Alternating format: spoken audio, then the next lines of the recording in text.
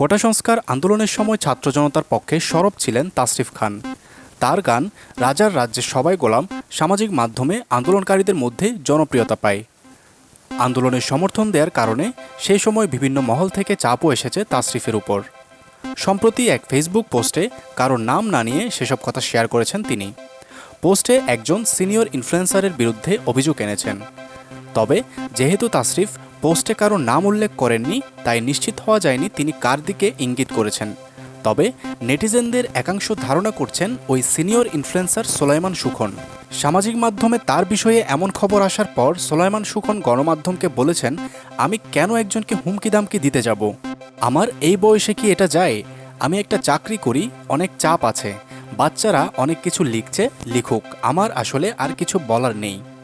সোলাইমান সুখন যোগ করেন, গত 11 বছর আমি অন্যায়ের বিরুদ্ধে কথা বলেই গেছি। আজকে রাস্তা এমন কেন, ময়লা কেন, নদীতে দূষণ কেন, এসব কিন্তু বলেছি। হয়তো স্থান কাল পাত্র ভেদে যে পরিমাণ বলিষ্ঠতা থাকা দরকার সেভাবে ছিল না। সেই অপারগতা আমাদের বয়ে বেড়াতে হবে।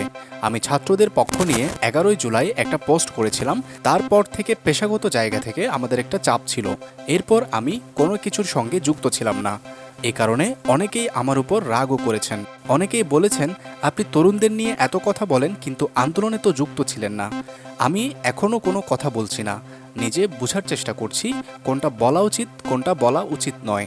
তাসরিফ খানের অভিযোগ, আন্দোলন চলাকালে একটা এজেন্সি এবং সরকারি সংস্থার লোকজন মিলে তার বাসার নিচে গিয়ে তাকে ওই সময়ের শেখ হাসিনা সরকারের পক্ষে ভিডিও করার জন্য টাকা এবং হুমকি দিয়ে এসেছিলেন। এসবের পেছনে অনুঘটক হিসেবে কাজ করেছেন সিনিয়র একজন ইনফ্লুয়েন্সার। ঘটনার দিন তার ডাকেই বাসার নিচে নেমে এসেছিলেন তিনি। প্রতিবেদন বেঙ্গল ইনসাইট।